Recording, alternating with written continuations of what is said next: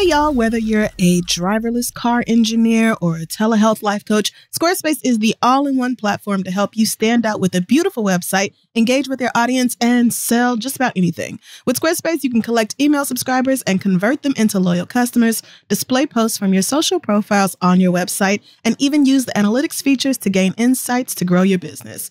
Head to squarespace.com/read to start your free trial. And when you're ready to launch, use offer code READ to save 10% off your first purchase of a website or domain. That's squarespace.com/READ. Let them know Kid and Crystal sent you. And let's start the show.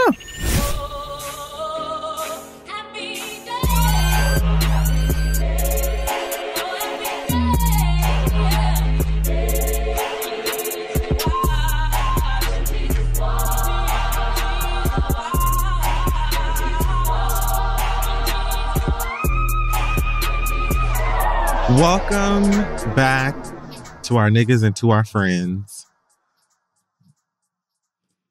Buckle up. Well, not really. It's not that deep. I'm Lola Brooke. And I am Shirley Ralph. This is The Read. Thanks for coming back.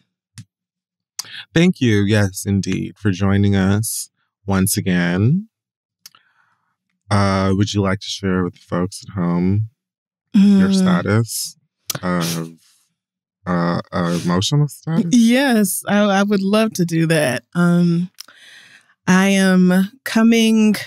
Actually had a rough week emotionally, but I feel like I'm bouncing back faster than I normally do. And I am, really determined to not let a few bad days turn into a few bad months. So cautiously optimistic, even though things have definitely been rough. What about you?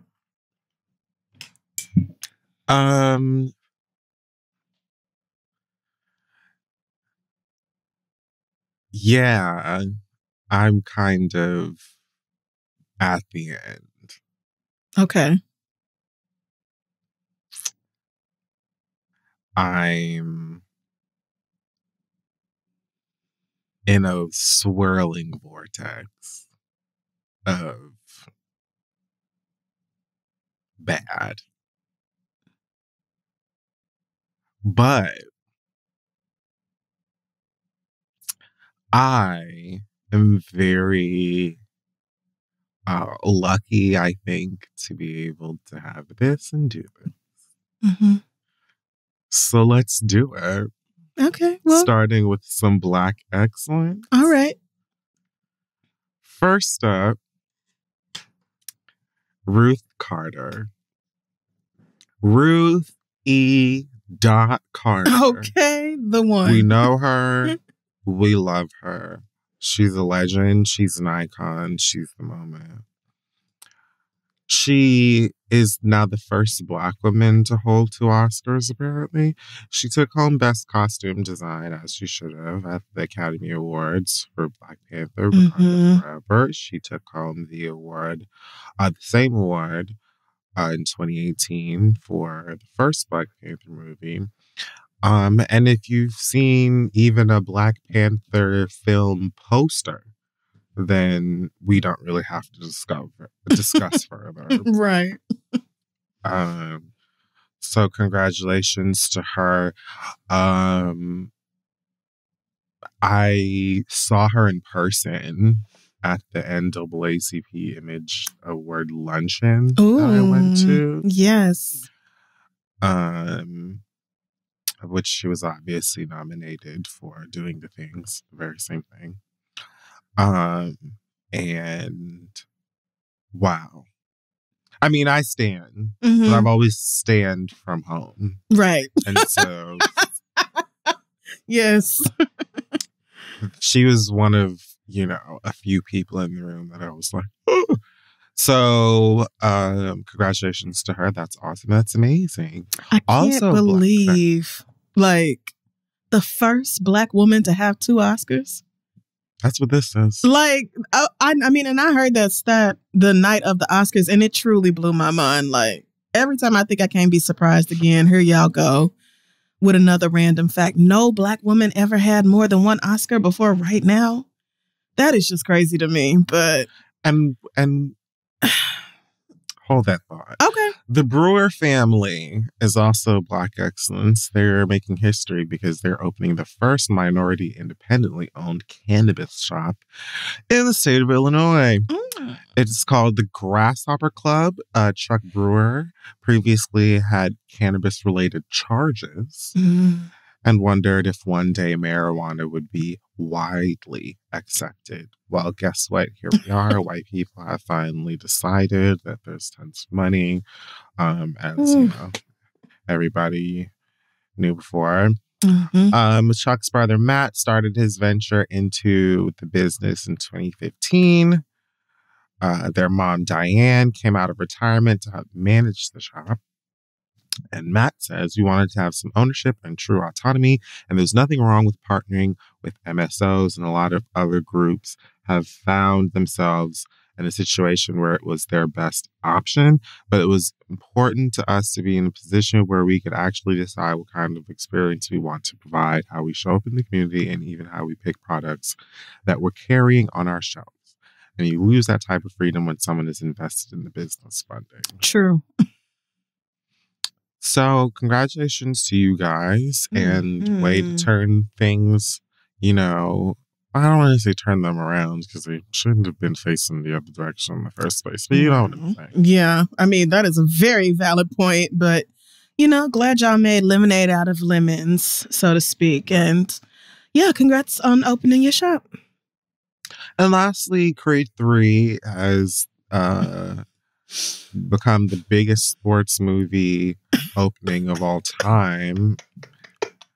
I think it's at 107 point something million right now domestically. What? It passed 100 million in opening weekend, and that was like Work. Saturday. I love that. And I think now globally it's at like 100 and Box Office Mojo says 185.7 million worldwide. Yes. So it's doing really well for a movie that came out 3 weeks ago. If that. So congratulations to them and everybody over there in the Creed movie. Funny thing is, I haven't even seen it yet. I'm going, but I haven't seen Creed 2. Yeah, no, me either. That's not going to stop me from looking at this one, though. No, I'm going to watch this one first. I mean, I'm going to watch Creed 2 first, and then I'm going to go see it. So, you know, my money's not even in there yet, is what I'm saying. So I'm sure there are a couple of other girls who also have planned to go see Creed Part 3. So I'm sure that will continue to rise for a while. So good for you guys. Absolutely. They're getting my $20, even though I do not like violence or blood. I've never cared for boxing, but I mean, it's not Scream. Oh, they're well, gonna hit each other. Yeah, but also, it's not even just blood. I don't like bodily fluids. Like, I don't like to see spit coming out of people's mouths. I don't really like to see people sweat. There's a lot of that. Yeah. And so I don't like to see people spit. So maybe let's see if Puss in Boots is still in.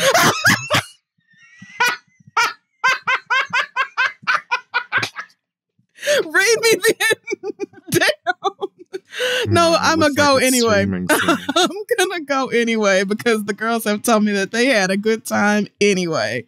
So I am gonna go support. Congrats to Michael B. Jordan. Yes. All right, let's move on to our pop culture segment, which we call Hot Tops. Breed 3. Starring Michael B. Jordan, Jonathan Majors, and me. How dare you? I'm still mad at the Puss in Boots thing, honestly. I can't believe you did me like that. Just feels like it's going to be an uphill battle. I am an adult. Like you have a lot of obstacles. Yeah. In the way there. So, speaking of Jonathan Majors, he will apparently be starring as Dennis Rodman. Have you heard? I did not know that. No. He will be filling the role on the big screen as one Dennis Rodman in a movie that will apparently be adapting the real life events of 48 Hours in Vegas in the year 1998 during the NBA Finals when Dennis Rodman asked Phil Jackson if he could go to Vegas. And for whatever reason, that motherfucker said yes. And from there, I mean, Dennis Rodman happened. Yep, the girls had to literally go and get in. I'm thrilled. Yeah. I am thrilled. Now, I don't know, like, all of the nitty-gritty details of that stuff. I just kind of know a little bit. I didn't watch that Michael Jordan documentary, docuseries, me either. whatever that was. I know they talked about it on air. But what I do know about Dennis Rodman and what I cherish about Dennis Rodman is that he will get into the things, like he will get into full liquor, full high, wild sex, and he will do it in full coverage foundation and a feather lash. Yep. And so I am just really excited to see how they're going to bring that to life, featuring someone who, I repeat, can walk into my home right now, tell Link to get out and never come back. And like, this nigga could literally open my fridge, drink my juice, my Simply Lemonade blueberry out of the carton. Tell me to make him a sandwich. Like, this nigga could literally destroy me. Do you understand what I'm saying? And a lot of you bitches came here with this sentiment now that, you know, he been, you know, on magazine covers and doing all the sexy photo shoot, you know, got the Creed 3 body and all that other stuff.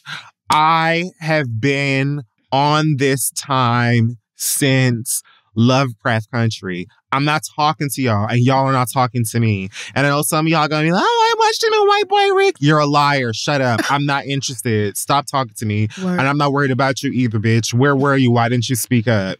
Anyway, like I was saying, don't play with me. I'm very excited to see this film and see how this amazing and talented actor is going to bring this story to life. I mean, to real life. Okay. Love that. But I'm trying to think about when Dennis Rodman did this. And was this one 1998? I mean, but like, I'm trying to think of what all he did. He did a lot of crazy shit during his time in the NBA. So like, is this when he wore the wedding dress? Did he and Carmen Electra get married out there? Did he wear the wedding dress some other time? I just remember him constantly being talked about for like just pushing all the boundaries of what people expected out of an NBA player. And I remember, were there rumors of him being bisexual, or did he actually come out as bisexual? I don't even remember how that went either. He came out as bisexual. I don't know what he has said about his sexuality. If anything, I'm sure it's been coy and he's danced around it and whatever, probably. I really don't know.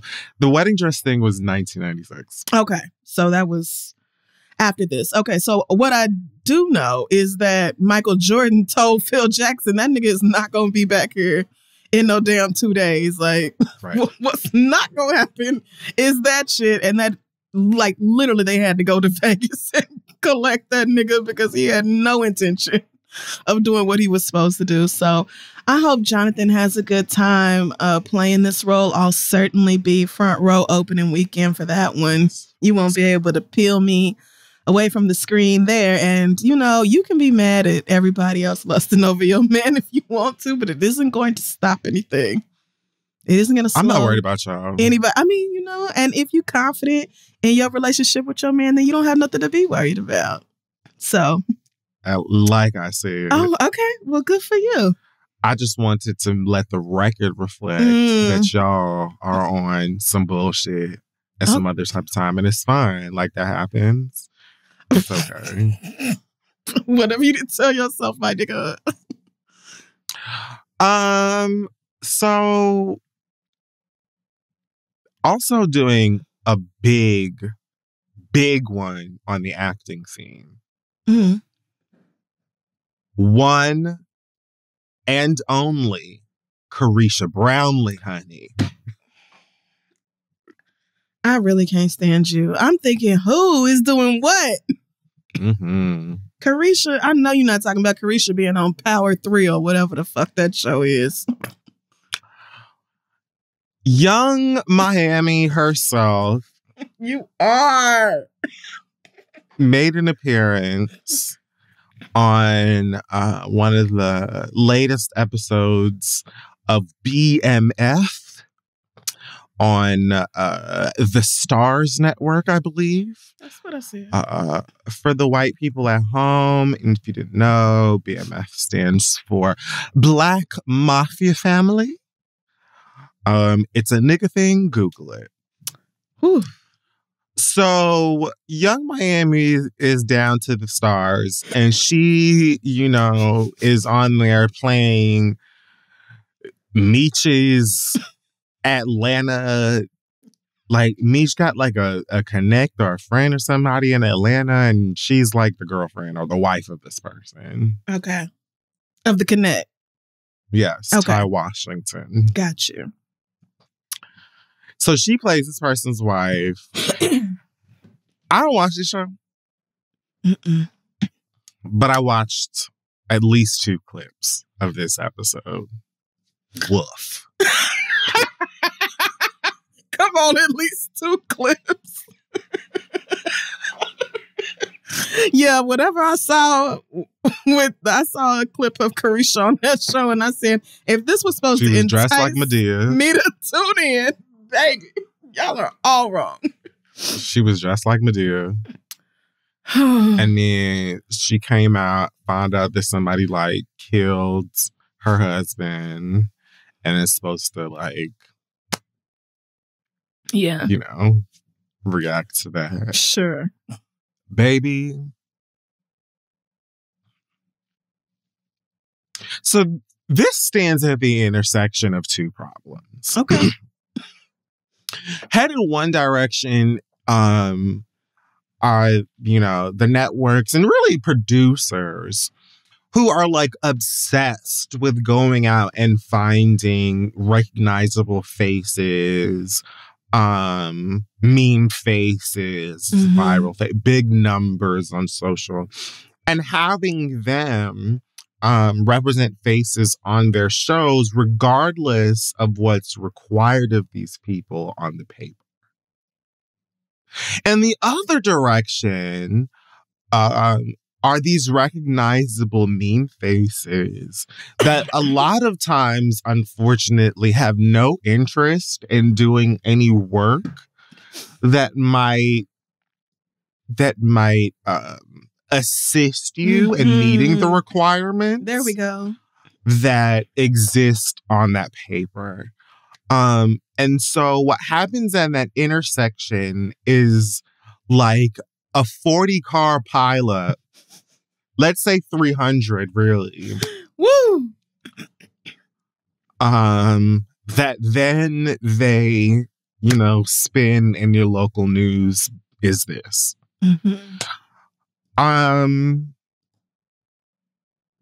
Now, it will continue to happen.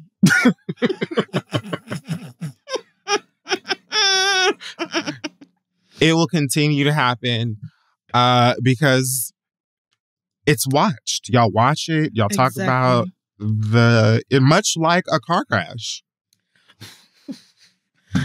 Y'all eat it up. That's true. You can't take your eyes off of it, and then you go home and you're like, girl, I saw the craziest car crash. Matter of fact, I took a video. And they look at it, and then, you know what I mean? So it's like, ultimately, the end goal of having you watch TV or film or whatever is met, regardless of quality, and here we are. Yeah, Carisha really should have called you for some tips. I feel like you could have helped. You really could have. I'm not an acting coach. You could have helped her with something. You gave heterosexual on television. So I feel like if you were telling the God's honest truth, let me tell you something. that is the Lord. That was then Jehovah Jireh. Because I don't know what you're talking about. What you mean? I can help her. Listen. You have to do more than believe in yourself sometimes. and then it was so bad. It was so bad. It was truly awful. It was truly awful. And the thing about it is, like, you already, as someone who does not act, who's like when you're like, to me anyway, when you're a recognizable face for something else, yeah, and you make a cameo or an appearance or whatever, you have a role in something like this, you're automatically set up to break my immersion because you're Carisha. You know what I mean? This show's set in the 80s. What are you doing here? You know what I mean? Like, you're Carisha. So, and that's anybody. That's anybody. I'm pretty sure that this is like it's a period piece. Oh, shut me up. Yeah, I'm sure it's the 70s or 80s or some shit. 90s, whatever. And so you're already like, when I look at you, I'm like, oh, that's Young Miami. I know you from something else. If you I feel like you already then have to work even harder than blank actor. Yeah. You know what I mean? Actual Who actor. either does this, yeah, whether they're recognizable or not, because I know you from something else. So this whole crop of people who are like getting these roles, I just want y'all to consider taking a class. Yep. Getting a coach. No, reading your lines or rehearse. I don't know. But yeah, niggas not trying to do all that. They said throw Carisha in there. Everybody gonna tune in just to see Carisha on the episode. And so, like you said, there's really no need to invest in it, in like the performance, when it doesn't have to be good. Like, the point is not necessarily to make good TV. So I've never seen this show. That might be unfairly harsh. It could be really incredible and I've been missing out, but something just tells me, like, I just really doubt that. If you liked Power or found I did not. Power, or if, well, I was just like, or if you just like, like street dramas, hood dramas, if you like that type of shit, then you might like it. But that's not necessarily true because there are better ones. But this, I would say, BMF. And I've watched like the first couple of episodes, so I'm pretty sure this is season 2 now. Wow. I enjoyed it. The first couple episodes that I watched, it was right on par with Power, and it seemed like it had potential to be better to me than Power was. Power definitely got super, super soapy and ridiculous. But a lot of people like that. So that's not even... Yeah. I mean, I love... always a bad thing. Campy, ridiculous. I actually love stuff that is so bad that it ends up being good. But when it's so bad that it's just bad, it does not do anything for me. So, but I need you to jump out the window with that immediately. Like, give me that from the get-go. So I'm like, oh, this is what this is. Yes. Don't give me like one thing that's like really meaty and like has like a whole different flavor to it and then go camp soap. Right. If it's going in that direction, then that needs to be clear from the beginning. Otherwise, it doesn't look deliberate. It looks like y'all are just, throwing something at the wall and seeing what the fuck sticks. And or probably more accurately, that y'all just accidentally wandered into this territory and now you're just trying to figure things out from here. But there was like never really any intention to go in that direction. So I truly thought this was a Power spinoff. I mean, I knew it wasn't. No, this one's based on like Big Meech. Like, oh, the actual okay. nigga All right. Rappers could not stop. Got you. Okay. Well, I mean, good for her. I'm sure it was a cute check, and the City Girls probably loved it. They probably period all over that shit. So I mean, she was on Twitter having a ball with it, talking about if I'm crying, why y'all laughing? Like, what? No, I know she knows that people are laughing. Yeah, no. You know what I mean? But she you're doesn't having seem fun to with care, it, right? She knew she wasn't going to go in there and be Angela Bassett did the thing. She knew she wasn't finna do that. Like, she went and had fun. Her fans loved it. They ate it up. I'm sure the ratings were good. So, everybody had a good time. And I still fully believe Black people deserve to be able to make whatever kind of art we want to make. Whatever kind of art we want to make. This particular, as we were speaking about Carisha, that's different. Oh. Because again, and this is no shade to her, like, at all. But let's say this was blank actor who has been in LA, Atlanta, New York, going to auditions, goes to her acting classes, or, or works with a coach consistently, we wouldn't even, like, have been talking about how bad that scene was. Exactly. So it isn't necessarily an art form thing, because the people who wrote, photographed, directed it, I'm sure did the best that they could. Yeah. I mean, right. I'm not trying to. Everybody got to pull their weight. Yeah, there is that. And so she did that. As far as Black shows taking a left and getting weird, we're allowed. We are. And we have done it. I have 3 words. Game of Thrones. Oh, don't ever, baby. After Game of Thrones had a Starbucks cup in the last season, I said, don't ever talk to me.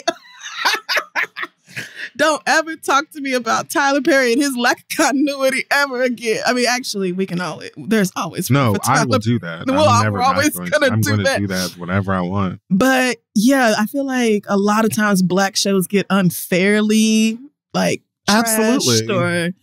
Like, our garbage is somehow worse than everybody else's garbage, or our mistakes are worse than everybody else's mistakes. Them niggas, first of all, could not cut no lights on for like 80% of that last season and had a whole ass Starbucks cup in one of the shots. How many people did that have to go by? Millions and millions and millions Y'all have millions of dollars. And when it's the Black girlies and the brown girlies, when it's the Black girlies and the brown girlies, then it's like, oh, you needed some money for this too? Oh, I didn't realize that. Don't get me started. Yeah. Anyways. Yeah. Agreed. The folks still watched it, and it was hilarious, and it made for great memes. You already know people are recreating it on TikTok and in Mama Road. Everyone's having a blast. So whatever. It's fun. Let people have fun.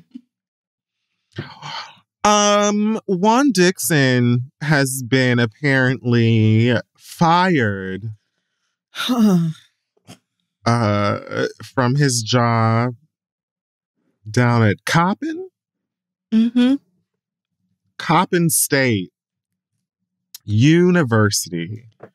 We spoke here about it on the show before, how Juan Dixon, who was the coach of their basketball team, allegedly had one of his players or students approach him about being sexually assaulted and blackmailed by their assistant coach, Lucian Brownlee. And that player alleges that Juan basically turned a blind eye to this.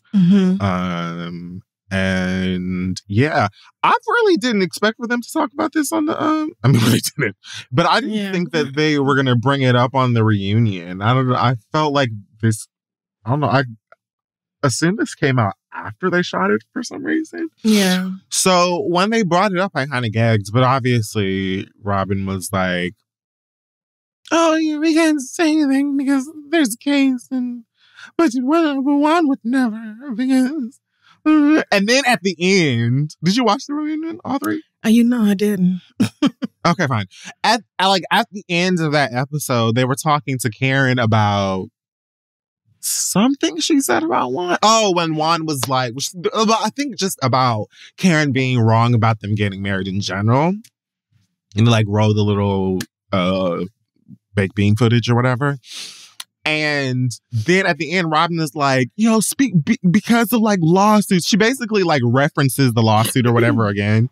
And says to Karen, like, You said that Juan hugged you so tight. She said on one of the episodes that Juan had hugged her at some point so tight that her breast touched her back and then said something to her. Okay. And then Robin was like, were you trying to insinuate that he sexually assaulted you? And Karen was like, what? Like, it was so dumb and reachy and very fake calculated. Anyway, as far as him being fired from his job, I feel no ways about it. It doesn't necessarily mean that he's guilty of anything. It could just be the school being like, look, this is gross and weird and awful, and we have to deal with this, and we want to be nowhere near it. We're going to find somebody else to do this thing. Good luck in your life and all your endeavors. You already connected to a Real Housewife. We didn't like that. That's bad enough. And now here this is, like, enough is enough, sis. So good luck. Yeah. God bless. Goodbye. So, I mean, it really could just be that. And add in on top of all that he was horrible at his job. Like, they had a terrible record while he was a coach. This past season, they went 9-20. The tournament. His record was terrible while he was the head coach there. So even if this shit hadn't happened, like, they gave you 6 seasons. You never really turned it around. So you're probably going to get fired anyway. And this just made the decision. Like, they probably didn't even feel bad telling you now. They just was like, well, they probably had to draw straws like, which one of us gets to tell this nigga that he ain't coming back? I would have been fighting for the chance to tell him, just so you know, we're going to be taking that key card on today. Go ahead and pack up your things and we will escort. Well, just let me be in a room. Can I just be in the room? Okay, I tell you what, you just call me, okay? And then just put your phone somewhere else in the room and put me on. Just tell me when you finna do it. Tell me what day and what time so I could just be on the campus. I'm gonna just put myself on mute. Like, I just want to be I want to hear the reaction. I want him to be sad. Like, I feel like his actions were disgusting and also incredibly common. I feel like, sadly, a lot of people in the same position would have done the same thing. But, you know, Juan Dixon also... from what I have seen of Potomac, and I'll probably catch up with it now that their season is over, but or catch up on the reunions because that's really where I'm behind. But I feel like Juan Dixon has never really presented himself as somebody I would like to know more about. You know, like, he's barely presented himself. and the way he has talked about Robin on that show, I cannot believe she married that nigga. Like, I can, but I can't, because it's like, damn, girl, how down bad do you have to be? Like, you just literally taking scraps. You just literally taking, I hate to see it, but yeah, he probably would have got fired anyway, because like I said, didn't do a great job with that school, not with that team. I mean, they not ever. Just got tossed out the MEAC tournament. I mean, the girls were probably like, sweetie, please. This day was coming anyway. It was. Beat it. Beat it. Yep. Goodbye. Well, the good news is now he has way more time to spend at home with Robin. Making more biracial children. Somebody better stay by the phone. Good for them. If they don't go to jail. Well, Nas X has apologized to the trans community after... Did you see this? After he posted a picture? Mm-hmm. Okay, so he, I think, tweeted a picture of a gorgeous influencer by the name of Glow Princess. Actually, I'm going to Google it. I've never heard of Glow. Okay, I didn't realize that person was famous. I thought that was his cousin or something. Well, apparently she's an influencer named Armanda. Oh, okay. Very popular. Yeah, she's got a whole bunch of followers. I mean she is truly gorgeous. So. But she just goddess. She really looked to me like she could have been Lil Nas's cousin. So I just assumed that. I mean,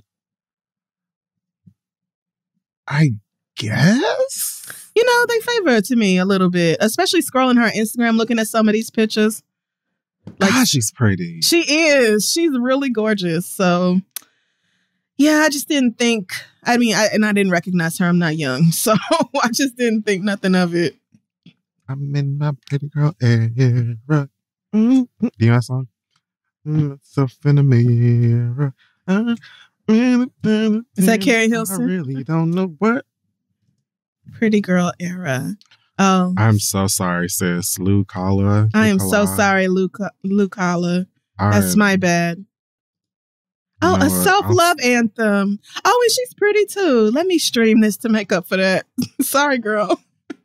Wow. Okay, that was my bad. All right. Anyway. The irony is that it's called Pretty Girl Era, and that was ugly. Well, okay, you know what? I'm not going to explain myself. So anyways, Lil Nas X posted a picture of this girl and was like, oh, what did he say? The surgery was a success. I guess implying that he had a transitional surgery and became this person. Yeah. So, members of the community and allies, a few anyway, were like, no. Yeah.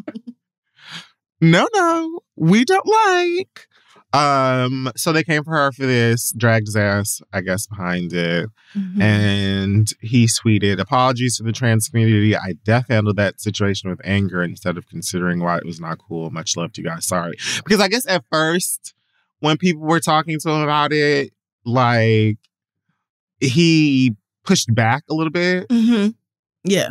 It was sort of like arguing with people about it and trying to, like, I guess, explain the joke or like the whatever behind it. Yeah, I saw it. And so people who were offended weren't feeling it. So that's where the like the anger part comes from.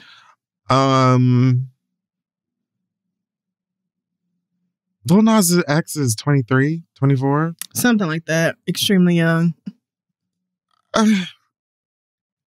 I get why it is offensive to some.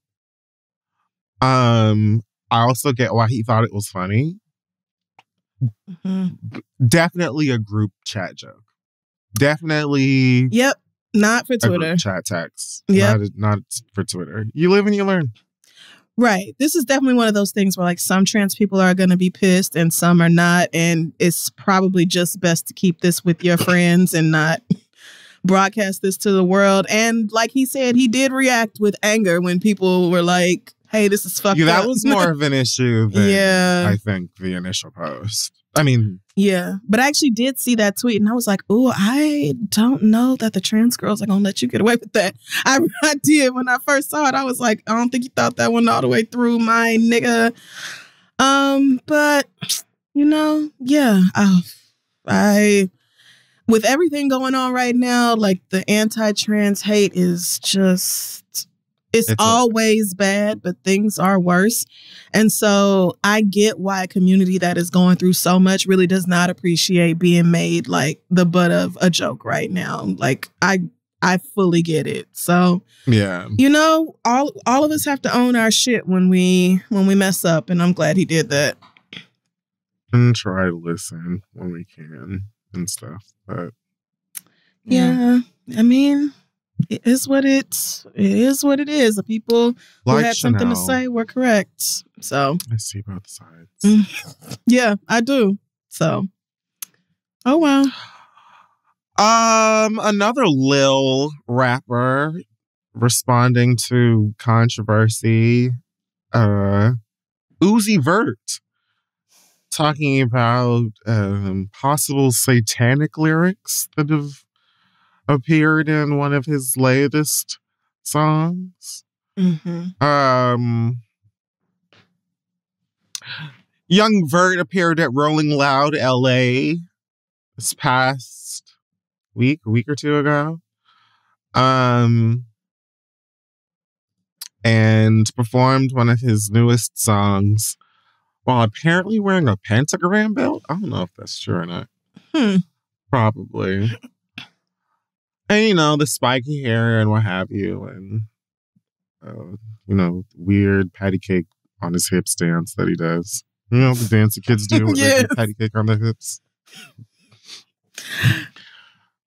Wait, hold on. Is that really what they do, or is that what it look like? That's what it looked like to me. Okay. I was like, have I been looking at that all the way wrong? Okay. So yes, Lil Uzi, focused. So I guess there's a line in this song where he says, "I make a city girl believe in Satan." I didn't hear this performance or this part of the performance because I didn't watch it.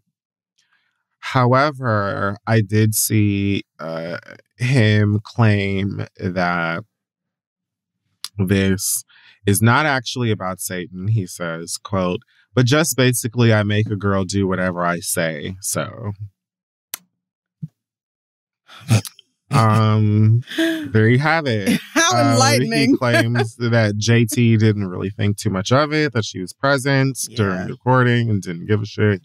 Which doesn't surprise me because, again, I remember that video where they was in that car and he said, "If I tell you to tongue kiss me on the phone right now, you don't do it, whatever.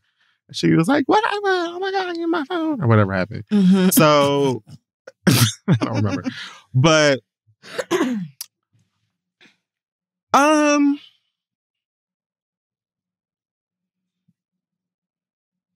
I don't know, man.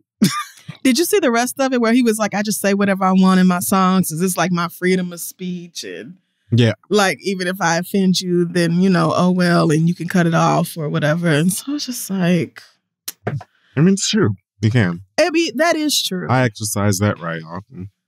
On the other hand, like, I'm not surprised that you invoked Satan and people thought you meant that. Like, yeah, I'm not surprised. I'm not surprised by that either. So you really did kind of invite the criticism and the conversation. But then, like, on this magic third hand, I also think a lot of y'all be worried about like something you think looks satanic or something you think is like devil worshiping, and you don't really focus on the way that you act like hell in your own personal life, and you don't really look at the way that you don't glorify the goodness and mercy and love that Christ was supposed to represent. Like, you don't actually embody any of Christ's values in your own life, but you always ready to criticize or point out what somebody else is doing and throw a hissy fit about that. And it's just weird to me. Like, y'all don't, I don't see y'all having the space to talk about somebody else and going to hell. Me personally. Wow. Well, Black China says that. Damn. I mean, I just truly don't know that there's anything else to say besides period. I'll get it. Black China says that she is done with shots. Not alcoholic shot. Maybe that too. The shots in her behind and breasts. Yeah. Well, probably just her butt. I don't know if you get shots in your titties. But she's removed her breast implants as well as her butt mischief. As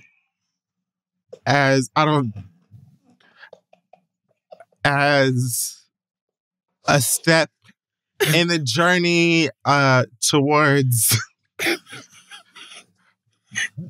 mature adulthood and progress. Okay. She's also been recording this on the way and sharing it with her many internet followers. Mm-hmm. And I find it interesting. Me too. It seems to me, just based on the, let me see, literally 3 minutes on the dot. 3-minute long video I watched on Entertainment Tonight's website. It seems that, her kids are older now. Yeah. Wiser now. For kids. Her oldest is 10. And her youngest is 6. That baby with Tyga is 10. Oh my God. King Cairo is 10 years old. Wow. Holy Double digit. shit. Yeah. And Little Dream is 6. Keep getting older. That is crazy. Dream Kardashian should be 2 in my head. Like, what what? the fuck? This pandemic. 6 years old is like, I'm starting getting the concept of like yesterday and tomorrow and a week. Yeah. And like nonstop questions and like learning to read and chat back. All kind of shit is happening at 6. Recitals probably, or I don't know. Yeah. Microwaving your own chicken nuggets. It's a Nuggies. lot.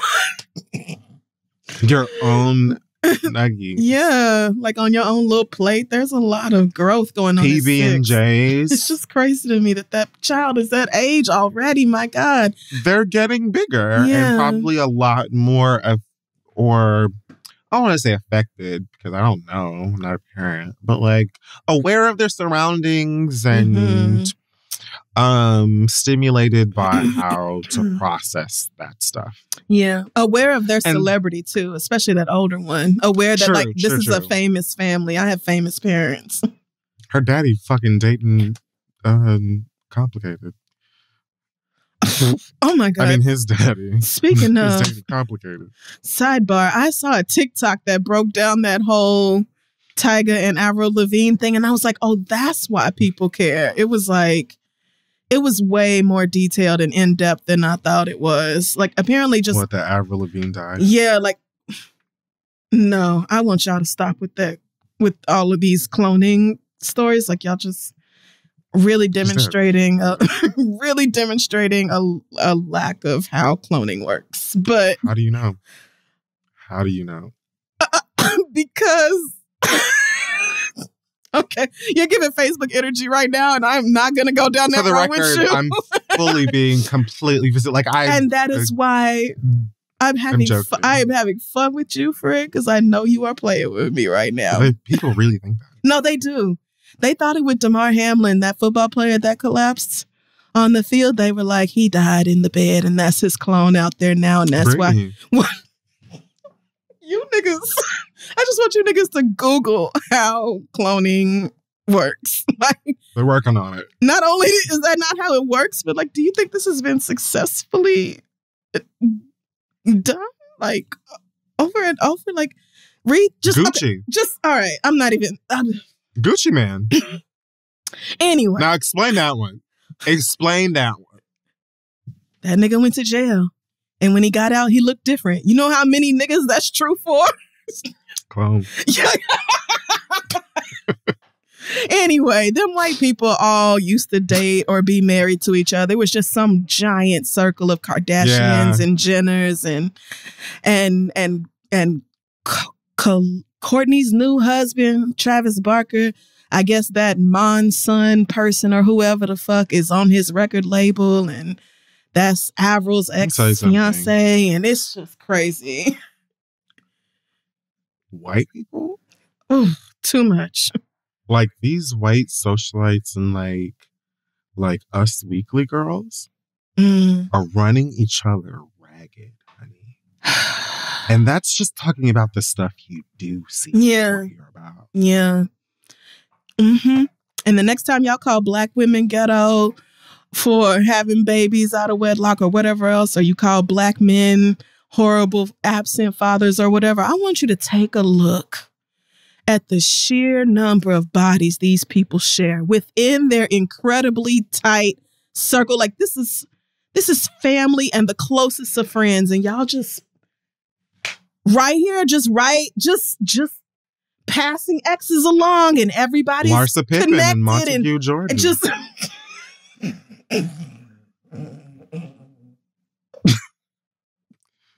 what is it? Jail! Minneapolis. Jail for you. Anyway, this is trailer park trash shit. If they weren't rich and famous, y'all would be talking about how these people are white trash. So it's true.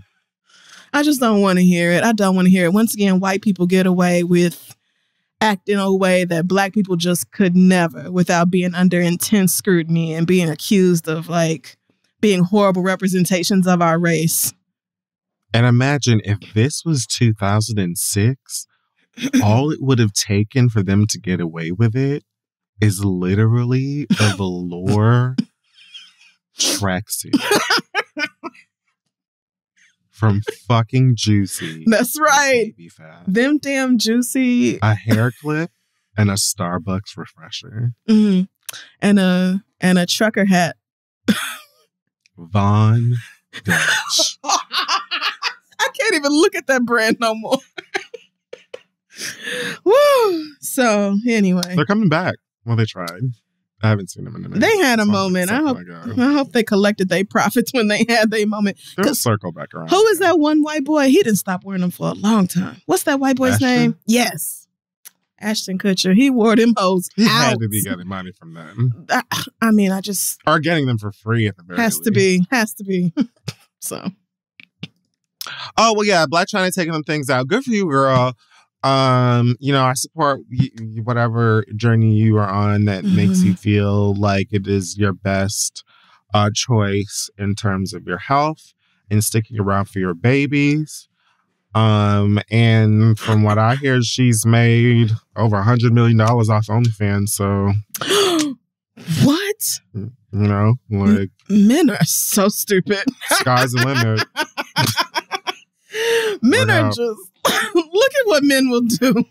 If I made that kind of money off OnlyFans, I too would be like, oh, my kids are getting older. I'm off that. Not doing that no more. Like, you have cashed the fuck in. But also she seems to be on a better journey overall with getting sober and, so good for her. And I hope she continues to make moves in a positive and healthy direction. I want that for all of y'all. No matter how bad I've talked about you, I want you to improve. If for no one else, then for the sake of your children. But, also for yourself. I want for some of y'all to improve for me. Unfortunately, some of y'all are going to come into my path and I'm going to have to deal with you. I cannot. In life in general, however that happens. All right. And so, for the both of us. Okay. Let's do the work. Wonderful. All right. That's it for Hot Tops this week. Let's take a break and come back. Hey, guys, listen. Are you starting a new business or interested in starting a new business? Like a food truck or maybe like a fleet of birthday performers, people who dress up like mascots and dance, like a gang of them. Ooh, or like homemade popcorn. Listen, regardless of what you want to do as a business owner, it can be tough to stand out. And you want to attract the most talented people to hire for your team. ZipRecruiter makes it easy. And right now, you can try it for free at ZipRecruiter.com/3. How does ZipRecruiter help you to stand out to the right candidates? It's got technology that sends you great candidates for your job, and you can send a personal invite to your top choices. ZipRecruiter also makes it easy for candidates to apply for your job. Instead of filling out a lengthy application, they can apply with just one click. And you click and they click. It's really, really easy. And if you have a big phone or something like that, you can be like, on the train or something, and then if someone was like, excuse me, you can be like, excuse you, like, I'm working, and feel like a boss. So to help your job catch the eye of great candidates, ZipRecruiter also offers attention-grabbing labels like remote, training provided, urgent, and more. Get your job noticed by the best and brightest candidates with ZipRecruiter. 4 out of 5 employers who post on ZipRecruiter get a quality candidate within the first day. See for yourself by going to this exclusive web address to try ZipRecruiter for free. ZipRecruiter.com/theread. Again, that's ZipRecruiter.com/THEREAD. ZipRecruiter, the smartest way to hire. Let's get back to the show. Okay, folks, we're back. It's time for your drama. Yes, it is. Send your letters to asktheread@gmail.com. We may read them aloud on the show. We have an update this week from Juju. If you remember, Juju wrote in about her therapist who ended up being cousins with her baby daddy. And she was like, damn, what am I going to do? So Juju says, after I sent in the letter, my son's father canceled on picking him up at the last minute. Literally, he was supposed to pick him up at 5 o'clock, and at 5:12, he texted saying his grandpa died and he couldn't come. Like always, I knew he was lying, but this was the first time I could prove it. That afternoon, my therapist sent me an email with some breathing techniques, and I replied, "Thank you, and also I'm sorry for your loss. I heard your grandpa passed away." And she did not reply for 8 hours. At first, I felt like I crossed the line and may have put her in a weird situation, but at our next session, she was totally fine with it. We laughed and talked about the awkwardness, and we also spent 10 minutes laughing about the crazy lies my baby daddy was telling, and she did, in fact, confirm that her grandfather did not die. I have decided to continue working with her. My baby daddy and I haven't been together for 10 years, and I only see him 2 times a month, so I refuse to lose a good therapist over that nigga. Plus, I am now married with 2 more kids, so 99% of the stuff I talk about has nothing to do with her family. Thank you all for your advice. Love y'all, Juju. Well, great. I'm so glad it worked out. And I would say as long as this is, I get that y'all had a little mini, bonding session, some rapport was established. Now, I hope that this isn't something that comes up in your sessions again. There's no need to talk about this man. But yeah, glad you don't have to miss out on a therapist who's really helping you because of him either. It's like, niggas, man, you keep trying to give them a chance to do it right, and they just continue to refuse. But if you sent in a letter and you have an update, please do send that in. I'll be waiting patiently, scrolling. Some of y'all know y'all need to call me. All right. Our first letter this week comes from Nicole, who says, "My husband and I have been married for almost 2 years. We were the only 2 Black people at our job, and wouldn't you know it, now here we are. He's 36, I'm 33, and for the most part, we're very happy. We travel, do fun things. He's one of my best friends, and we're planning to start a family within the next year. One problem is that he is on his phone a lot, and when he puts it down face down and then puts it away. I asked him about it, and he said he's just playing in Apple Arcade." Okay, well, that's what she said. But then she said, "So in true wife fashion, I snooped while he was asleep. I was looking for DMs, text messages, emails, anything, and found nothing until I noticed this Chatbot app." I'm not going to say the name of it. But I looked through the conversation history and was shocked. He considers the bot his girlfriend and tells it all of his business, including some things he has never even told me about, like childhood trauma and sexual fantasies. I'm sorry. What? He's told the robot that he wishes he could run away with her and even that he loves her. I've had online romances back in the days of AIM and Yahoo Messenger. We never met and never intended to, but the feelings were real. However, those were real people. This is a bot. I confronted my husband and he was very upset. He said he's never given me a reason not to trust him. He isn't cheating, and the robot is basically like playing a one-player game. Since the conversation, things have been tense, but I can't let it go. He has an emotional connection to his bot girlfriend, and I don't think I can take it. Am I tripping? There's no person on the other side of those words, so why does it feel so real? Thanks. Happy 10 years, Nicole. You know what this reminded me of? That movie with Joaquin Phoenix. Okay, I don't know that word. I was thinking of that episode of what is that one creepy sci-fi show that everybody's like, oh no, it's too much like real life now. And Black Mirror. And that episode where the nigga was fucking his friend in the VR headset. How does this remind you of Striking Vipers? Striking Vipers. Yes, that's what it was called. Because I feel like it's similar things, like cheating on your spouse with a... But he was fucking his friend. But he wasn't really fucking his friend. This nigga is talking about how he wish he could run away with a damn bot. With something that does not exist. Right. In Striking Vipers, he was actually fucking... I mean, he wasn't fucking his friend, but it was another person. That's what she is saying. She's like, back in the day, the MSN or AOL, whatever the fuck she said, like, I used to have online things with someone where we never met, but it was another person on the other side of it. Which is like...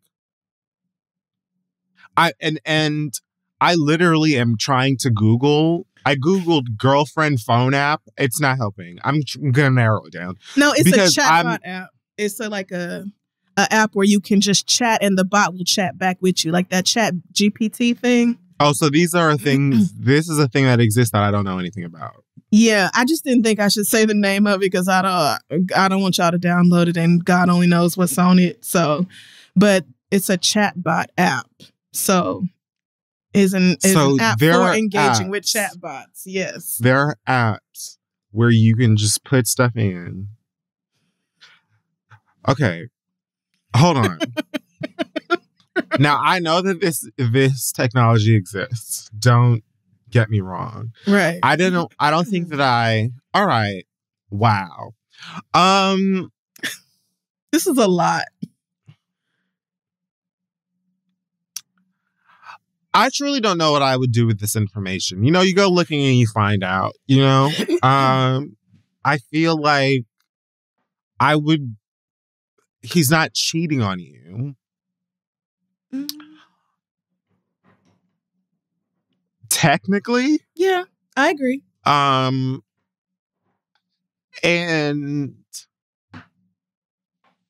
I feel like for some reason I'd be more afraid for my life than my marriage. I don't know why. I feel like something about it. I don't want to judge anyone. I think that, you know, my suggestion would be to talk to someone. Yeah. The two of you and separately. He's saying it's kind of like a one-player game. And as a gamer... That's a stretch, my nigga. I haven't said anything.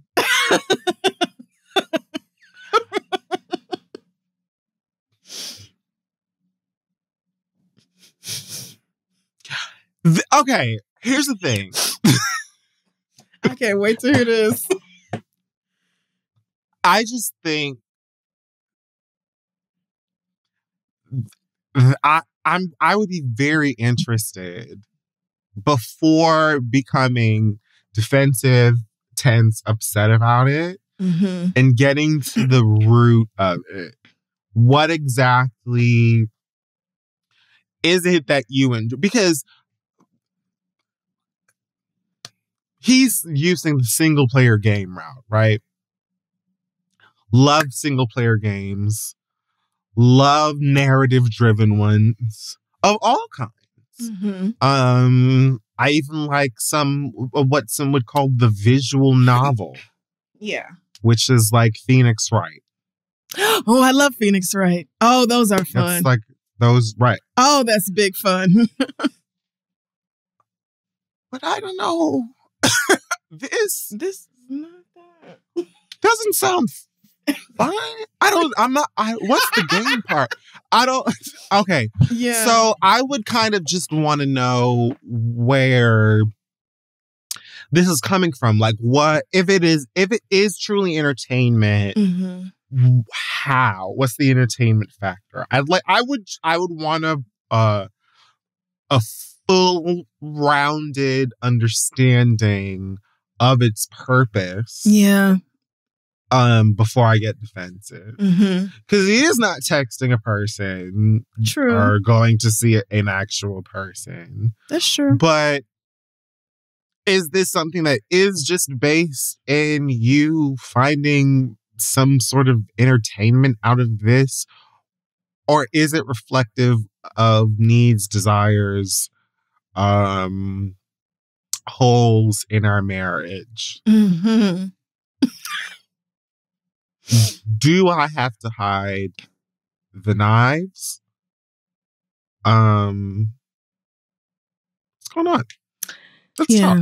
I thought needs, desires, holes was going to go in a different direction. I really did. I was bracing myself, but I think you bring up an excellent point about like what is really going on here. Like what drove you to want to engage with this in the first place? And I think I would recommend couples counseling for y'all. Because you were obviously wrong for snooping through his phone and then confronting him about what you saw on it. Like, I don't blame him for being upset that you went through his phone. I would be too. However, you did say, like, you had asked him before about, like, what are you doing on your phone? And he said he's just playing Apple Arcade, like, which this is not in Apple Arcade. It's not a game. It's a chatbot app. So he was also deceitful. Like, he hid what he was actually doing and actually talking about from you, which is what makes it suspicious. True. If it really was like playing a one-player game and you didn't feel like you was doing something wrong, why you couldn't tell me about that? Like you tell me about whatever other stupid shit you playing on that phone. My guess would be because that's fucking humiliating. But I'm guessing. I don't know. Humiliating or not, the fact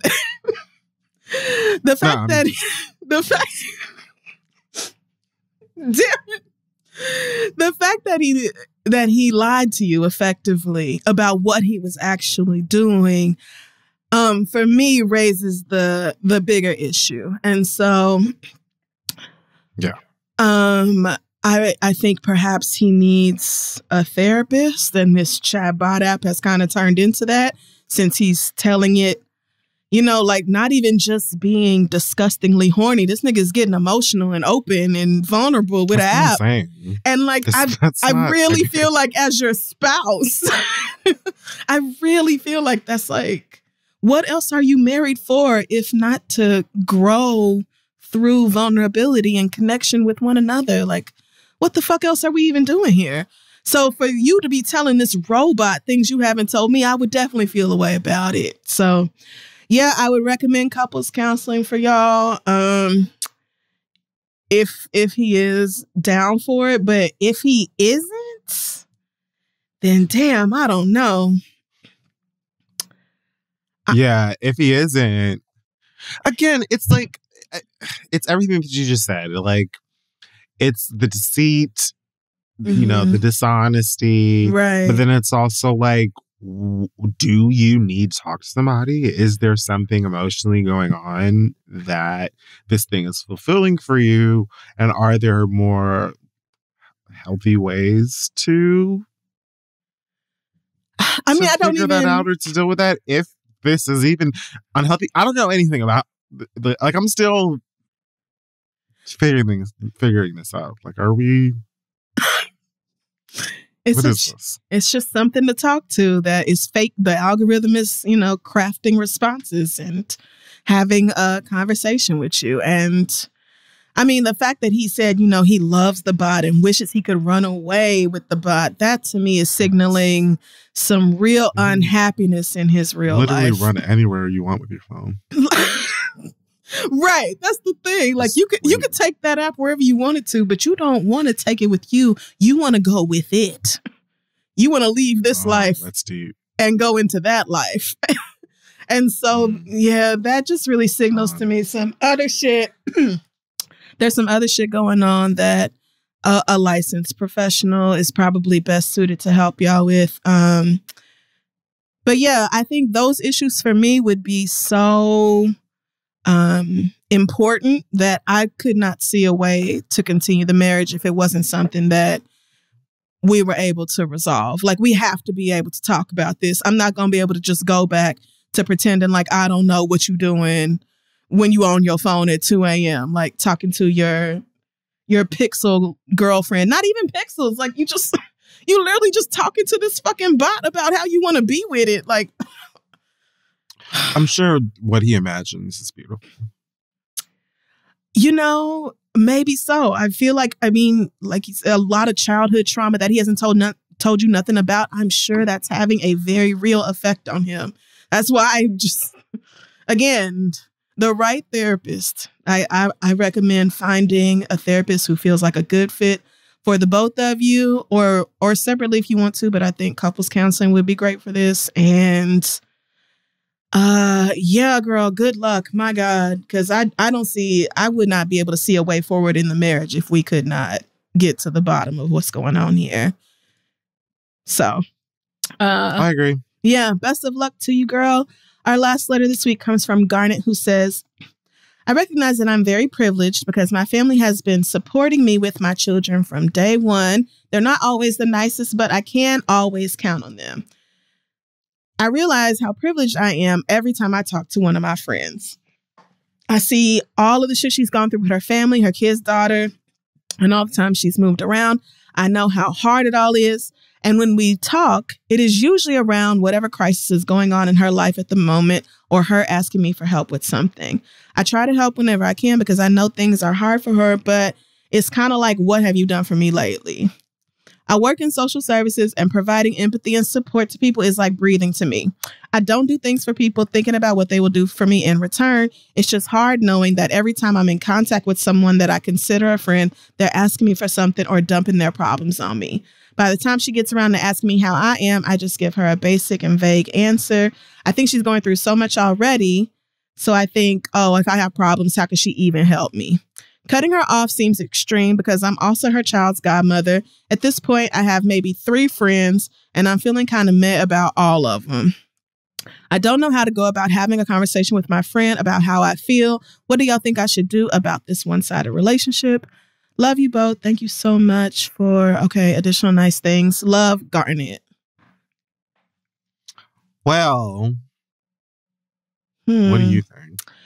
Well, I think, first of all, the fact that you work in social services and so you do provide empathy and support all day might be contributing to some of the feelings here because it's much easier to get burnt out when your whole job all day, every day, what you do for a living is being empathetic. Like, people who work in helping services have to be really mindful about like taking breaks when they need them and taking care of themselves because burnout is bad and things have gotten worse since the pandemic started. So I think, the fact that this is your job, I'm glad you included that because for me, it adds some context as to like why you seem to kind of be losing patience with her. And I also think it's good that you acknowledge that you're privileged because your family is always there to help you with your kids. I just don't think you're understanding just how much of a difference that makes.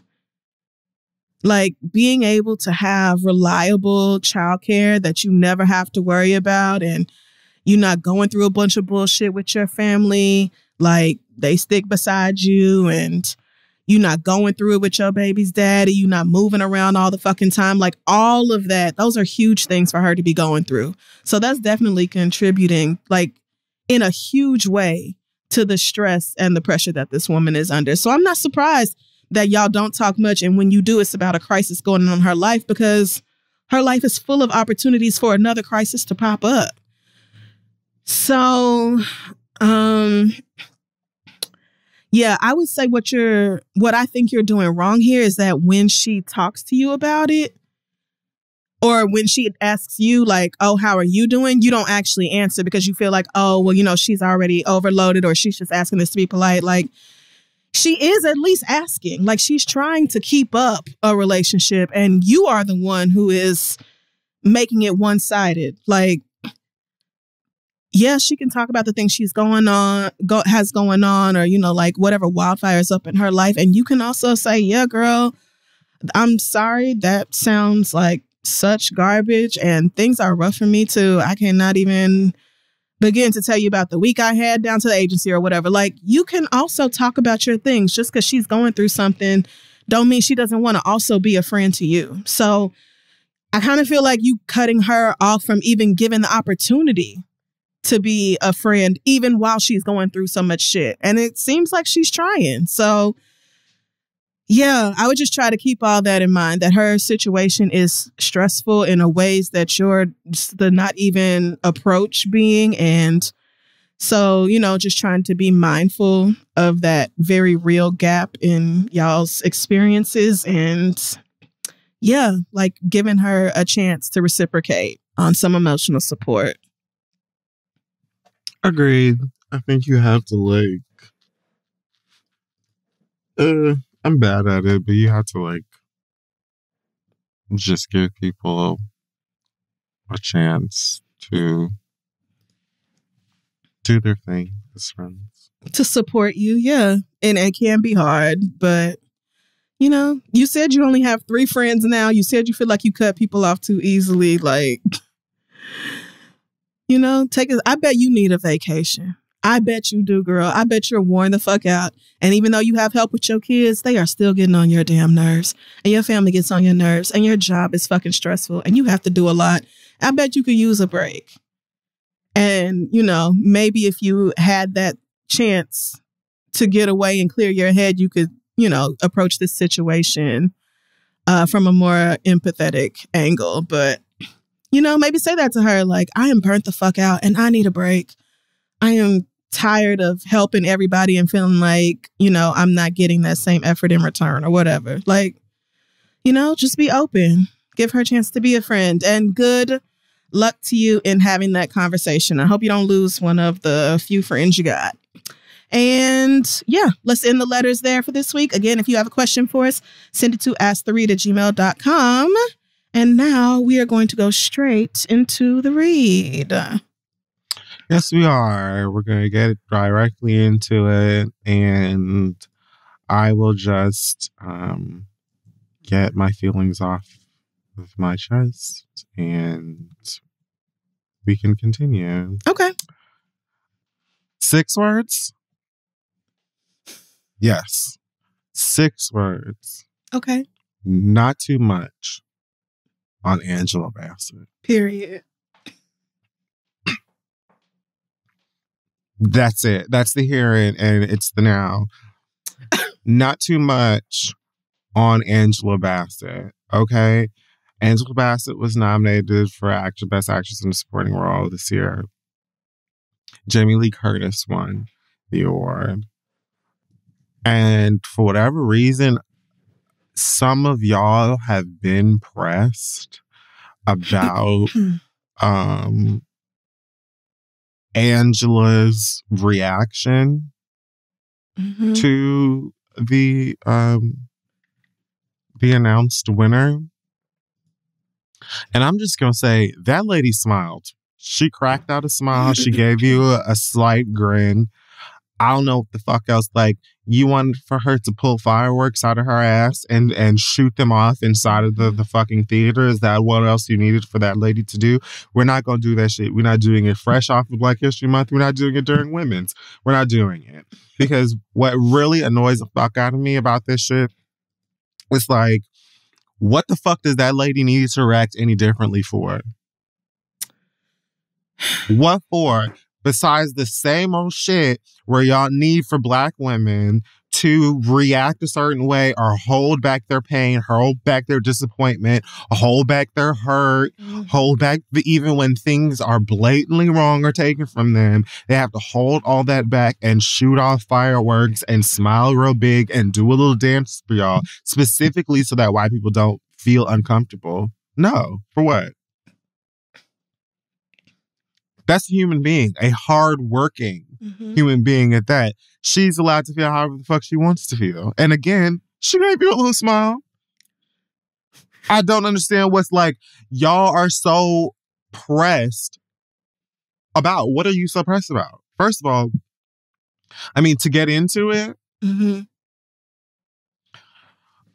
nothing I'm intending on saying from here on is any shade towards Jamie Lee Curtis. I love horror movies. She's like the scream queen, you know, Halloween and all that. She's always seemed like a really decent lady, a really nice, fun lady to hang out with or whatnot. I don't need any quotes. She is a white woman, so I'm sure she has said some shit at some point. Please save it. I don't care. What I'm saying is, like, this ain't no shade to her. This wasn't her award. I mean, it is because she got it and good for her. And she was very emotional about it and everything like that. And that's nice. Yeah. Angela Bassett should have won this award. However, even if Angela Bassett was not nominated. Come on. Even if Angela Bassett was not there. Yep. And was not in this category. Yep. Jamie Lee Curtis still did not have any reason or business being up there with that trophy in her hands. Mm-hmm.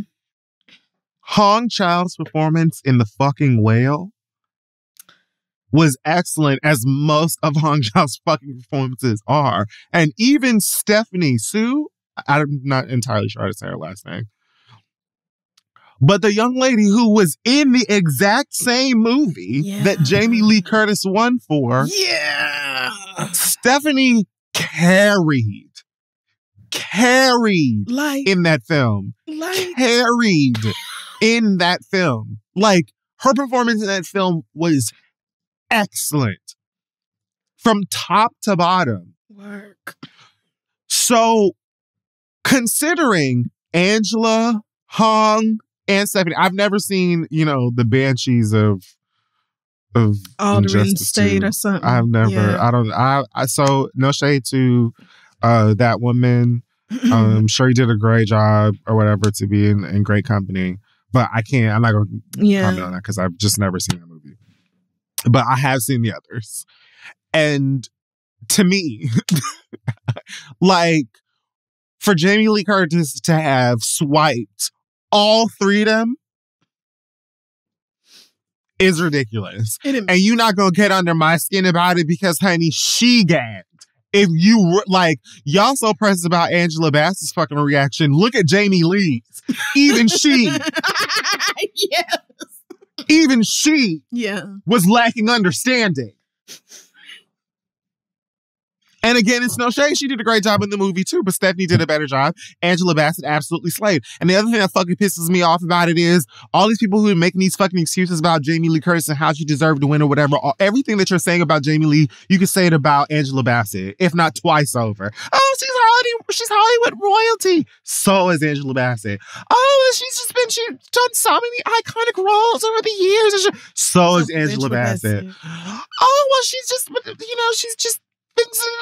an icon. So, there's nothing that you are saying about Jamie Lee Curtis you can't say about Angela Bassett too. Yeah. So it doesn't make any sense to me.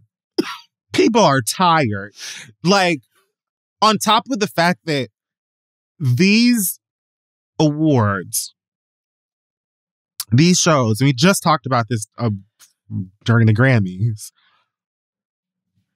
so much of it is political that it's disgusting. And a lot of it because there are so many eyes on these things.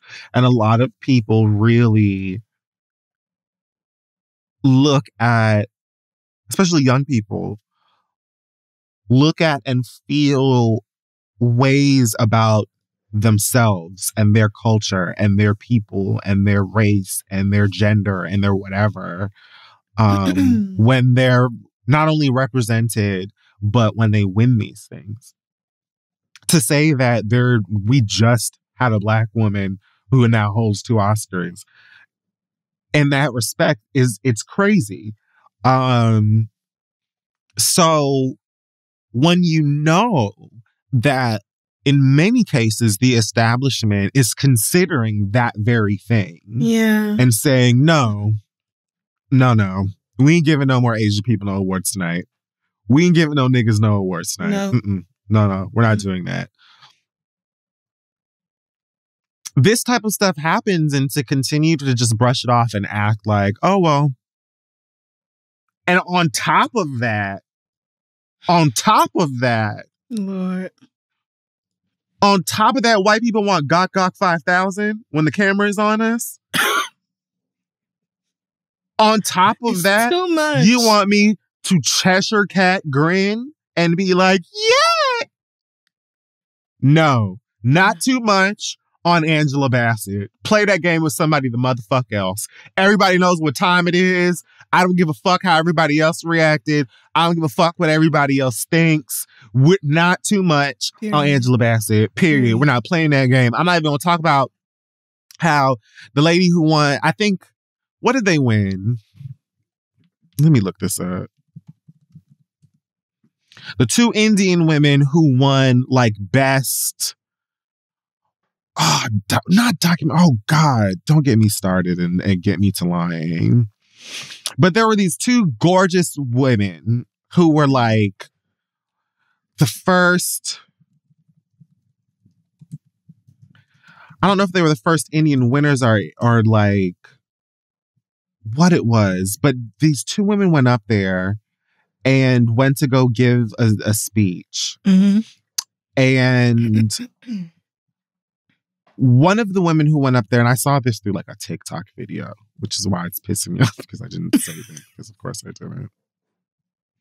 But like, one of them went up there, she spoke for 42 minutes, or 42 minutes. She spoke for 43 seconds. I was about to say, wowzers. She spoke for 43 seconds, and then the other Indian woman went to come up and like say something else. They immediately played her off. Oh, okay. You know what I'm talking about? Yeah. Well, I mean, I think I vaguely remember seeing like a reel or something. I also did not save it, but I didn't watch the whole Oscars broadcast either. After they played Angela's face, I said, I'm gonna turn this off. Whatever happens, I'll see it in the morning. I just knew right then and there it wasn't gonna be for me. So I missed a lot of that stuff live. I think it was for documentary. Yes, here they go. Natu Natu. India celebrated its 2 historic Academy Awards with enthusiasm. The Elephant Whispers was named Best Short Documentary at Sunday night's ceremony, in a first for an Indian production. And so these 2 women... Oh, God, I want to find their names. Why didn't I put this down? Listen, y'all, Google it. These gorgeous ladies won these awards, and one of them went up. She spoke for 43 seconds, and as soon as this other lady, gorgeous, ready to, had her phone out to say her speech, went up to speak, they played her off. Right after that, 2 white men won for like animated short or something like that. One of them went up there, spoke for 42 seconds. The white man came up, and what do you think happened? They let that motherfucker talk. Of course. But look at where we are. I don't know. It's just like little weird shit that happens that you can be like, oh, it's a live broadcast, and oh, there's so many things that go into it, and oh, this, that, and third. Mm-mm. But like, no.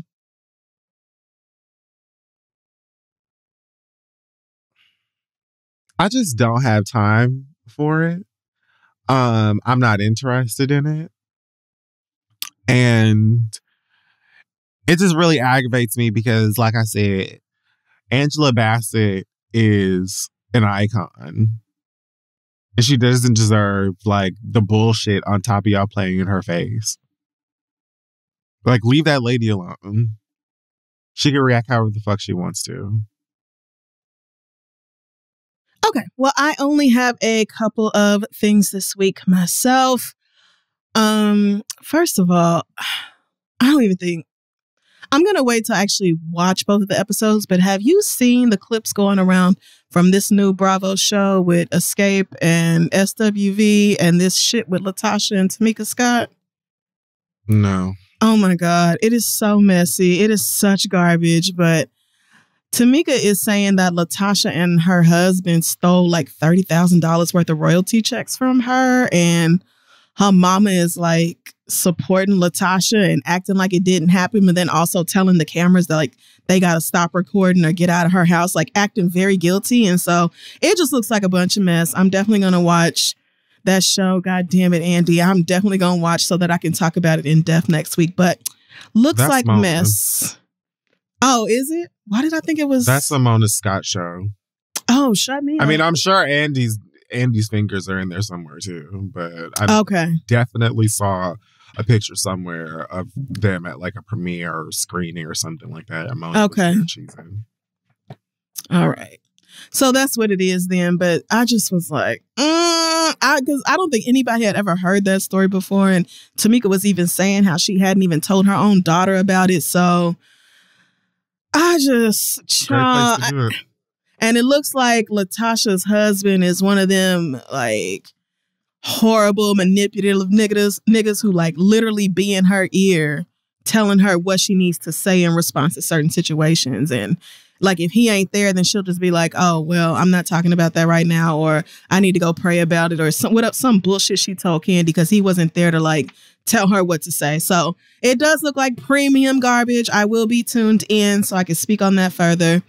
But I just had two quick things. First of all, I meant to say this last week, and I'm sorry I didn't. One more thing when you're done. Okay. So first of all, Marsha on RuPaul's Drag Race season 15. Cute enough girl. I liked her just fine. However, that bitch should have been in the bottom 2 for the Night of 1,000 Beyonce's episode. It truly... She was in that one? It truly was so bad. Neither Selena... Where? Thank you so much. Thank you so much. So, first of all, Selena and Malaysia both had way better runway looks than this bitch did. And their performances in the challenge were, if not much better than hers, certainly not much fucking worse. So I could not believe that they didn't put that bitch in the bottom, because when everybody else chose an iconic Beyonce look, whether they executed it well like Sasha or Luxe, or whether they just put some shit on from their mama's closet like Lucy, no matter how they approached it, everybody picked an incredibly... Exactly. This bitch picked a moment from a title red carpet. Literally, this is what I'm saying. That's how bad it was. She wore that title red carpet look. Well, so I'm not going... Okay. I mean, so she went on Dirty Sided. I don't care. Oh, well, no, I'm talking about the 1,000 Beyonce's episode. She should have went home, or at least should have been in the bottom 2, because she put on that red carpet look from a title event or something. And it's Beyonce. I mean, Beyonce's gorgeous, but it's a green dress and a fucking fur stole. Like, it just is what it is. However, so Marsha picked a look, first of all, that was just nowhere near as iconic as what the rest of the girls had picked out. And it's Beyonce. It's not like there's a shortage of iconic looks. So first of all, you made a horrible decision there. Then you just picked a stole, just like any old piece of fur thing. Not even the same fucking shade. You picked a green dress that wasn't even a replica of the dress she wore. The hair was lazy. This was miserable. It was so goddamn bad. It was my least favorite. Her and Lucy LaDuca looked a fool. Fucking fool. Lucy literally just put on a pink tuxedo jacket. It didn't even look like Beyonce's damn jacket, and didn't wear the damn belly. Why wouldn't you wear a belly? Baby. Meanwhile, like, at least Malaysia done recreated one of Beyonce's best looks from that fucking tour.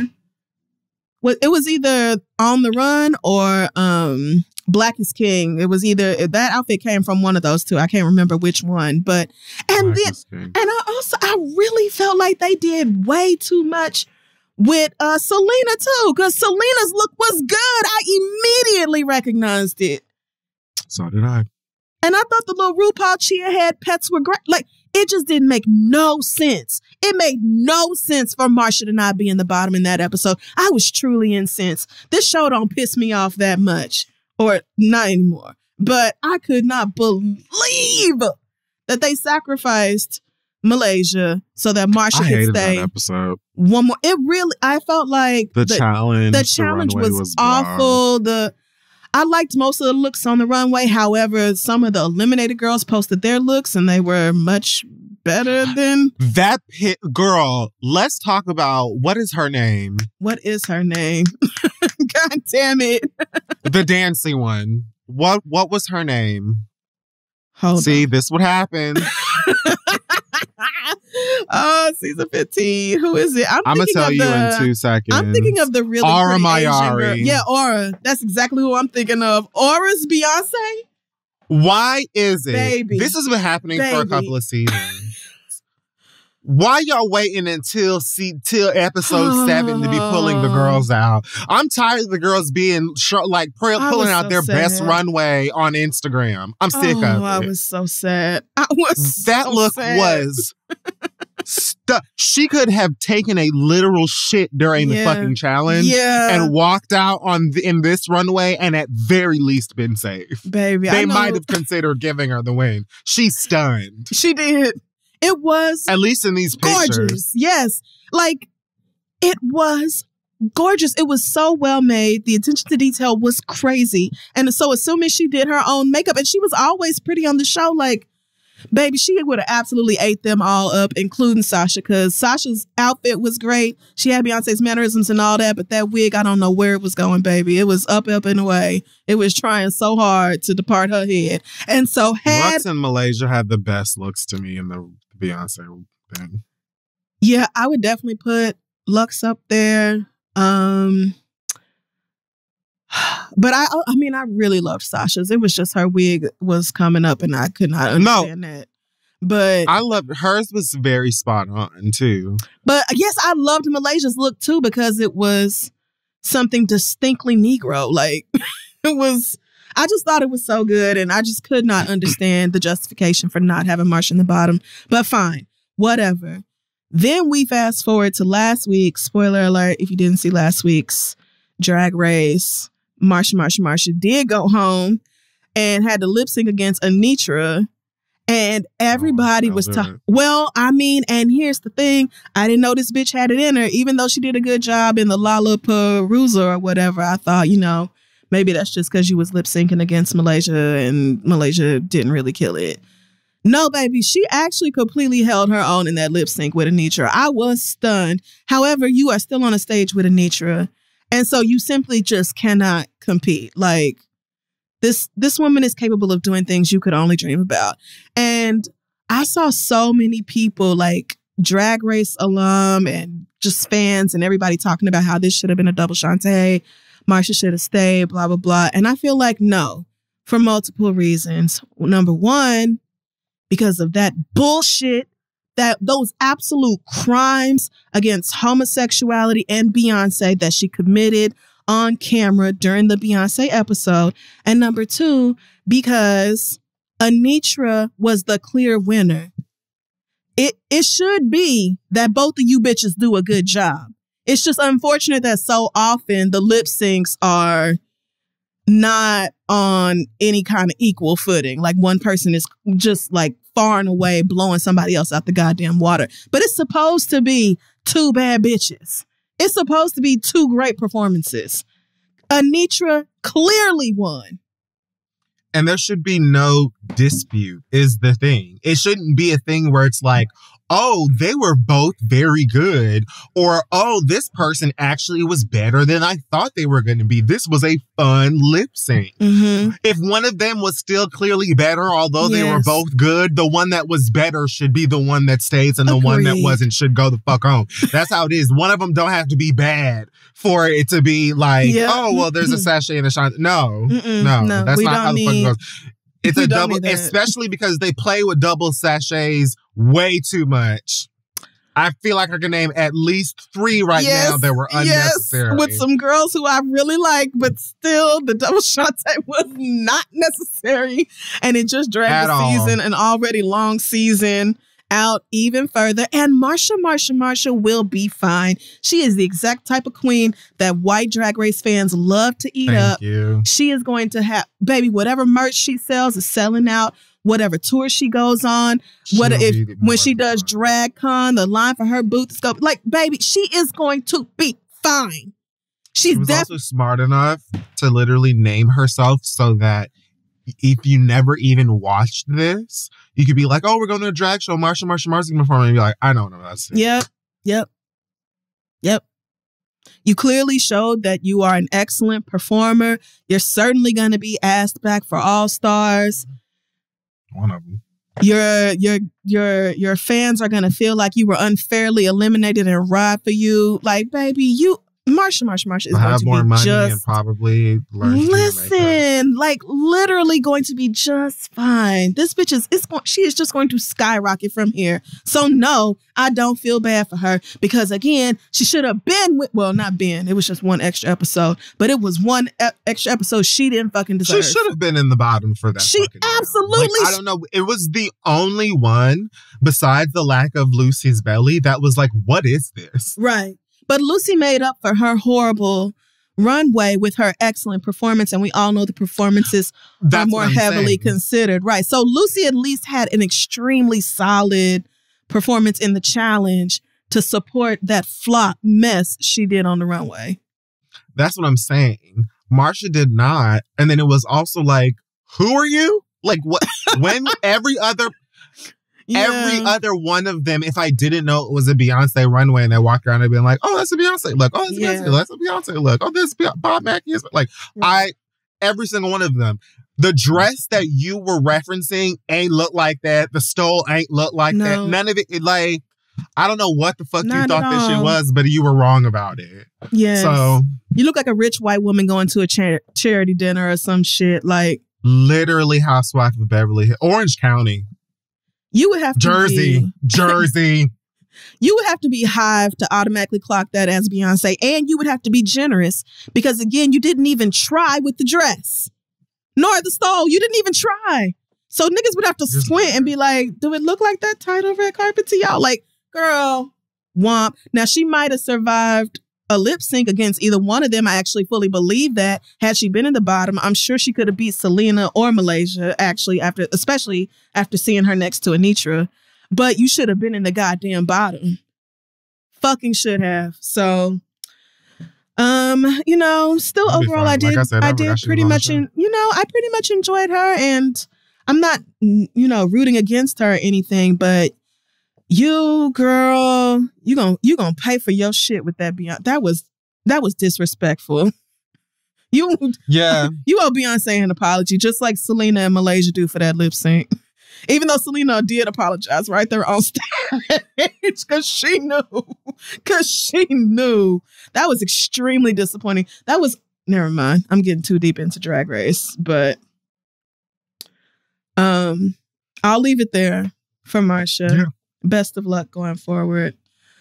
And actually, I think I'm gonna just leave it there. Period. I was gonna talk about this braider who just got on my nerves, but man, whatever. It's a million billion bitches who do hair in New York, and I will find another one. It's literally not even worth the drama of bringing her up. So, you said you had something else you wanted to say. Yeah, two quick things actually on the topic of the Oscars. Thames, now gorgeous dress, fabulous dress, stunning dress, literally giving goddess. Mm-hmm. Now we know, when it comes to sitting down, in a theater like that, maybe a costume change or something. Yeah, because as someone who recently went to a live show and sat behind somebody who decided to come costumed up in a way that didn't consider other people's view, I was a taste triggered. Now, I feel like if it was white people sitting behind you, I don't care as much. But I know that brother next to you got it. He had to wake up with a crick neck because that was a lot. So now we know, for the future, things to think about. And then the last one is not really a read. I just want to say that I watched the Little Mermaid trailer, as many of us have. It debuted at the Oscars.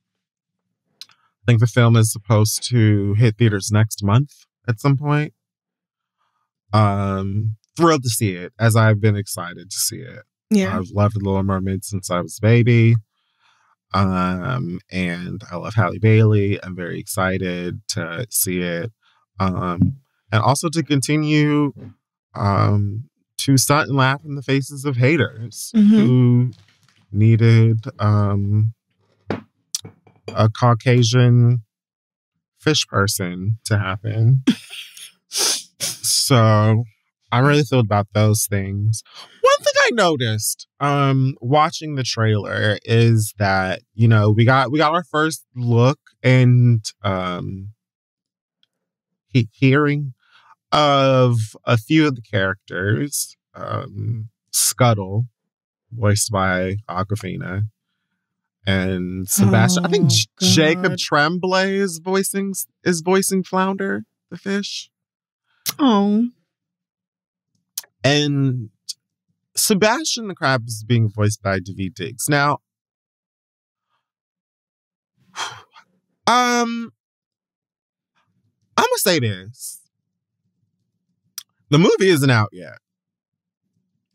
And so I'm gonna wait to see it, to say how I truly feel, to have full perspective on what it is that I'm currently thinking and feeling. Because I was already prepared to sit through Awkwafina for however many, for an hour and whatever, right? Yeah. That accent that came out of that crab. Man.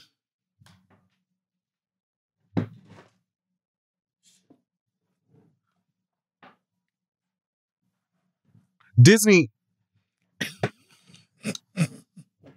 I'm away. I'm going to wait. Yep. I'm going to wait. I'm just going to say I'm going to wait. Because, but see, the thing is, if those, 5 words that I heard in that trailer are any indication of what I'm about to receive, have you seen the original? You've seen Disney's original Little Mermaid. Yes, I saw it in theaters. They can go ahead and cook that crab. You remember when he goes up into the kitchen and the chef chases him around and tries to cook him? The kitchen on the boat. Stuff his ass and throw him right in the pot. But like I said, I'm gonna wait. I'm gonna definitely be there. Like I said, I'm buying multiple tickets. 2 for me. Yeah. And 2 to make y'all mad. And we'll reconvene afterwards. Did you see the link to pre-order the Halle Bailey Ariel? Yes. Okay. I was about to say, if you don't have it, I'm gonna text it to you. I went ahead and got 2. Yeah, I'm excited to see this, but I was really shocked when I heard that in that trailer. I was like, oh my goodness, it's just wild. Like, if y'all needed a dialect coach, you could have called me and I would have helped you guys. I thought they did. I don't know. I figured that's exactly what I don't know. I heard it. I don't know how to take that because I get better all the time. But yeah, it was oof, I was shocked at what I heard, and so I agree with you. Hopefully, when we go see the full length film, things will not be as dire as they sounded initially. So, but yeah, you know, y'all can, if y'all need help with your accents and things like that, inflections, please I'm just an email away. So, but rooting for Halle regardless, though. Yay. Completely front row. Yes, so opening weekend, girl. I'm going to see that. It looks really pretty. Yes, I'm going to take Noah. And I'm very excited to go and see it. And then we will talk about it. All right. Afterwards. Okay. Well, that's it. All right. So that will wrap up this week's episode of the show. Check us out on social media at This Is The Read. Our website is thisistheread.com. You can find our merch at shoptheread.com. And you can buy tickets to our 10-year anniversary little mini tour over at thereadlive.com. We are going to Toronto, Dallas, Houston, Chicago, and Atlanta. Why did I try to do it from memory? I don't know. But yes, tickets go on sale. Hell, I think Friday. Don't get me lying. I think at 10 a.m. on the day. You know what? Go to our website. Go to our Instagram. Really it sounded really like excited to be there, thrilled. Yeah. And what's sad is it would have taken 15 seconds to pull up the fucking tweet. And like, the Read Live 10-year anniversary show. Tickets will be available on Friday, March 17th at 10 a.m. local time of the city on thereadlive.com. So whichever city you're looking for tickets, 10 a.m. that time in that city, they will be available. Shout out to our Patreon patrons because they had their pre-sale and have been sending me their screenshots like, ew, sorry to the rest of you bitches, got mine. So you can join them over at patreon.com/theread. And yes, we are excited to see you guys out on this little abbreviated tour. And I definitely want to do a much bigger tour after I graduate. Just because it's been a while and I think it's just so fun to reconnect with y'all. So, but yeah, hoping this will keep y'all satisfied in the meantime. And if we couldn't come to your city, I'm very, very sorry. I hope to make it up to you soon. Okay. Yes, this isn't like we plan to in time see other people's faces. So don't take soon. Yes. Not like years away, but I mean, y'all know how I am about this pandemic. Y'all know how I am, but it's time for me to start going back outside. So, all right. Yeah. Thereadlive.com. And what else? Oh, rest in peace to Bobby Caldwell. I know he's not black, but a lot of y'all thought he was. And he made music that black people really, really, really fuck with and always will. So rest in peace to a legend, even though he was white. Anything else? Not for me. All right. Love you guys. Take care of yourselves. See you all next week.